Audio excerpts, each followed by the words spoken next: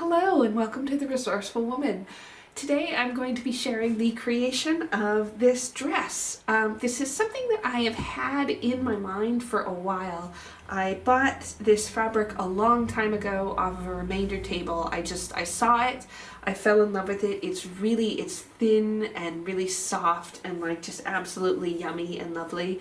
And I knew that one day I would come up with some wonderful use for it. And when I've just kind of, as I've mentioned previously, I've kind of been struggling a bit with the sort of the last gasp of lockdown, and with the weather kind of being changeable. You know, sometimes I look out and it's just pouring rain and I need something to do to cheer myself up. So this week I decided to put my efforts into making this dress, which is really kind of one of the first things I think I've made that is very much my own design, where I'm taking kind of elements from different things, putting them together, and making kind of my own creation. I created this dress to celebrate the end of lockdown, something new to wear when, a week from today, I am finally allowed to go out and just be in places. I've had the idea of this dress in my head for a while. I'm working out how I want to design my wedding dress, and I decided to make a kind of a prototype to see if the design that I have in mind for this dress is going to work for my wedding dress. And even if it doesn't work, well, hey, I'll still have a new spring and summer frock to wear. And I'm actually really happy with the way that it came out. Let's get started.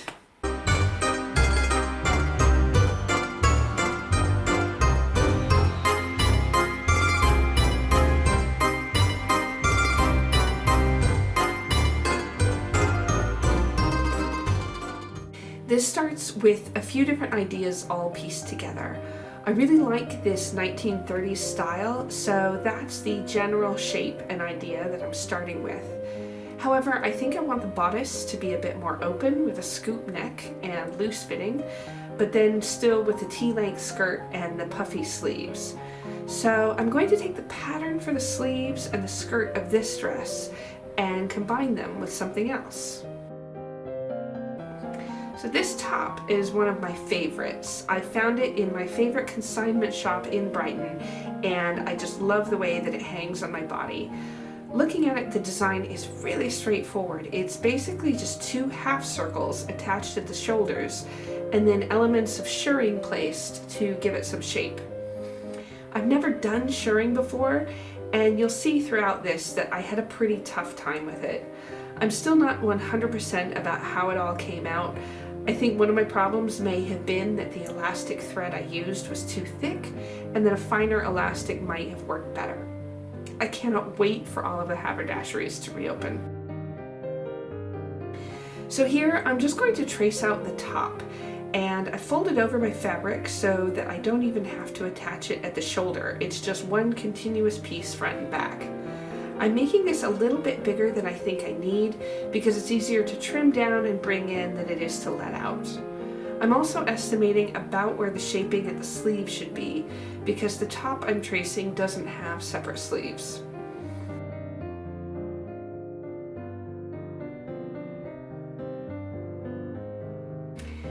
I took out the skirt and sleeve pieces from my 1930s pattern and traced them. I didn't want to do full sleeves on this as it seemed like it would make a good summer dress, so I just copied the pattern for the poofed upper sleeve. I did make a slight modification to the length of the skirt. I measured from about where I want to place the waistline down to about where I want the skirt to fall just below the knee, and I just made the skirt pieces that length. I measured all of the skirt pieces a little bit wide and a little bit long, figuring that once they're all put together, I can make the necessary modifications to the hems. So here I've got two sleeves, front and back piece, and 6 skirt panels. I've also put aside a couple of scraps to make shirred front collar pieces. This fabric is very thin and slippy and frays quite easily, so I decided that French seams would be a very good use of my time to help reinforce it and keep the seams tidy inside and out. After making half of the skirt, I held it up to see how it was going so far. I felt like this didn't have enough flare when I spin, so it needed a little bit more flounce at the bottom. I took care of this by cutting out 6 long triangles and inserting them at the bottom where each skirt panel piece connects. So now that I have all 6 skirt pieces put together with little kick flares all around the bottoms, I've left one side seam open to insert a zip later on. Now on to the sleeves. I measure the width that I'm going to want around each shoulder and then gathering the top of each sleeve until they are at that length. Using the same shoulder seam measurement, I take half of that and mark on the shirt front and back exactly where the sleeve seams will begin and end. As I was attaching the sleeves to the bodice, I realized there wasn't a huge amount of gather to be had, so I arranged the fabric to cluster most of the poof at the very top of the shoulders, and then kept the seams straight and unpoofed at the ends nearest the armpit. At this point, I have the skirt and bodice mostly constructed, though not yet attached, so I'm going to now try shirring. I spent hours on this, fiddling around with machine tension and different levels of stretch applied to the elastic when I was winding it on the bobbin. I made sample after sample trying to get it to behave the way I wanted to, and even when I finally thought I had it on the sample scraps, it still came out a mess on my actual garment pieces. Once I had done a bit of shirring, I compared it to my extant top to get the curvature and dimensions right. I wanted to end the sleeves with a few rows of shirring, but the first time I did this, I applied it before I had hemmed the end of the sleeve. This was bad, and I wound up just having to cut off the bits that I'd done in order to be able to properly hem the sleeves. On the second try, I pressed the seams over twice, then top stitched, before attempting to insert shirring again. By this point, I was pretty sick of how badly the elastic shirring was going, so instead I machine stitched rows of gathering stitches using the longest straight stitch setting on my machine. After arranging all of the gathers, I sewed a length of elastic into the undersides of each cuff area, intending that these sleeves should sit just above my elbow. If you look closely, they're a big old mess, but from far away they look fine. I used the extant top again to identify where to place the gathers under the bust. I measured a bunch of times to make sure that the gathers were evenly placed, but I'm still not convinced that it's not crooked. I tried doing the underbust gathers with shirring, but after trying probably 4 times and making countless holes in this delicate fabric, I finally gave up and did smocking instead, using machine gathering stitches and then stitching in place over the top once the gathers were correct. The neckline included 2 curved pieces of shirring, which I made separately. I then traced and cut out the neckline from the front of the bodice and inserted those pre-made pieces. There's a little peekaboo cutout at the bust, which I copied from the existing top, but it came out slightly uneven. Once I had all of the gathering done at the sleeves, bust, and waist, I was finally ready to close up the sleeves and sides. Once that was done, I could attach the bodice to the skirt. This didn't meet up exactly because, of course, I'd used completely different methods for deciding where to cut out my fabric when I was doing the bodice as opposed to when I was doing the skirt. The top was several inches wider than the waistline of the skirt. To get the dress to hang properly then, I lined up the 2 front seams of the skirt with the smocking and lined up the 2 back seams of the skirt with even points along the back of the bodice. From there, I pinned the rest in place, but it still took several tries to get it right. At one point, I had my partner help me by trying on the bodice and directing him to chalk a straight line across the back of the bodice so that I could line it up properly. To finish the neckline, I made a kind of a bias tape out of scraps, folding it into thirds and pressing flat. I ran this all around the front and back neckline with long ends to be used for a little bow and smaller pieces to finish off the little peekaboo. With the dress fully constructed, it was still quite loose because of course I was putting in French seams, so I needed to allow a little extra give for all of those.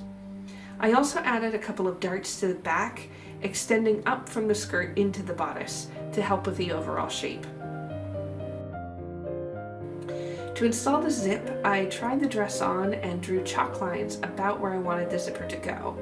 This was because I had left the seams completely open and loose at the left side, and I needed these uneven seams to now pull everything in and fit snugly. There's a bit of bunching problem at the bottom of the zipper that's really annoying, but I fixed it as best I can, and I'm just going to try to not look at it. Now, hemming a dress without help can be quite tricky. First, I left it to hang on the mannequin overnight so that it might stretch in whatever way it needed to. I've seen other YouTubers mention this. Then I went around the bottom edge, measuring 70 centimeters from the waist seam and marking. When I had loads of marks all the way around, I laid the skirt out in flat sections and drew straight lines through the markings. Then I cut just below that line, folded the hem over twice and pressed, then top stitched the hem into place. I figured if it came out really badly, it's long enough that I could always hem it up to straighten it. It is in fact slightly longer on one side, but it's such a small difference, I think I can just live with it. With everything done, I modeled for my partner, and he suggested that it could do with a sash over the waist seam, so I made one out of scraps. I reinforced the bit that goes around the middle with some linen left over from my last pirate shirt project. I made two ends to make a long sash bow and just attached all of those pieces together. And here's the finished product. There are lots of little faults throughout, but by and large, I am very happy with how this came out and very excited to wear this dress out for long walks, to go and sit in pub gardens all spring and summer, and to go out and see my friends again. So I haven't decided if this is 100% how I want my wedding dress to be. I may still decide I want to do something else with the bodice and how it all comes together. But I did learn a lot through kind of just the process of making this. I think I really like the way that the sleeves came out. I really like the length, and the skirt with the extra kind of flare I think works really well for this particular fabric.